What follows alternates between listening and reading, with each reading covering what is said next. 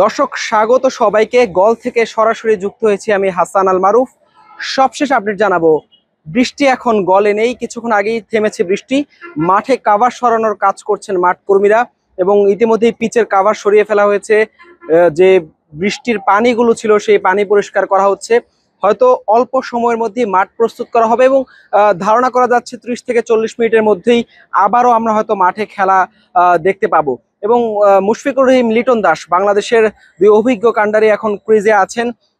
অপরাজিত দুই তারকা, তারা খেলবেন কিছুক্ষণ পরে। মুশফিকুর রহিম 159 রানে অপরাজিত আছেন, 41 রান থেকে দূরে আছেন তিনি ডাবল সেঞ্চুরির। এই গলেই তার সবুজ স্মৃতি আছে। 2013 সালে তিনি এখানে বাংলাদেশের হয়ে প্রথম ডাবল সেঞ্চুরি হাঁকিয়েছিলেন। আরো একবার তার সামনে হাতছানি, এই গলেই আরো একটি ডাবল সেঞ্চুরি পাওয়ার সুযোগ তার সামনে আছে। মাত্র 41 রান দূরে আছেন তিনি। একই সুযোগ কিন্তু ছিল অধিনায়ক নাজমুল শান্তর কাছেও। প্রথমবারের মতো ডাবল সেঞ্চুরির প্রায় কাছাকাছি গিয়েছিলেন তিনি, 52 রান দূরে ছিলেন। 148 রানের অসাধারণ একটা ইনিংস খেলেছেন দলের বিপর্যয়ে। 45 রানে 3 উইকেট হারিয়েছিল গতকাল প্রথম সেশনে বাংলাদেশ দল। সেখান থেকে যেভাবে মুশফিকের সাথে জুটি করে কামব্যাক করেছেন, নিয়ন্ত্রিত ব্যাটিং আমরা দেখেছি।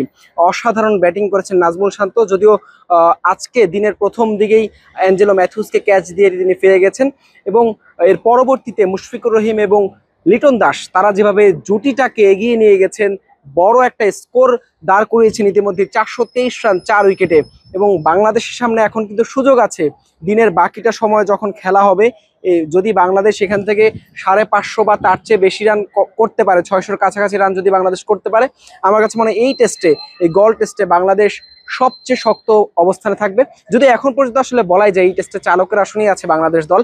এবং বড় একটা স্কোর করার পরে আগামীকালকে বা আজকের দিনের শেষ ভাগে যদি শ্রীলঙ্কা ব্যাট করতে নামে বা শ্রীলঙ্কাকে ব্যাটিং দেওয়া হয়, সেক্ষেত্রে আসলে বাংলাদেশের বোলারদের সামনে কিন্তু সুযোগ থাকবে লঙ্কান ব্যাটারদের উপর একটা চাপে ফেলার।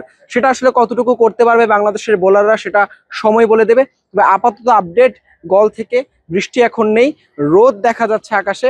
যদিও গলের আকাশ, এই রোদ তো এই বৃষ্টি। তবে এখন পর্যন্ত সম্ভাবনা রয়েছে দিনের বাকি অংশে খেলা পুরোটা হওয়ার। শেষ পর্যন্ত দেখা যাক বাংলাদেশ আসলে কতদূর যেতে পারে। দর্শক, গল থেকে এই ছিল সবশেষ আপডেট। ধন্যবাদ সাথে থাকার জন্য।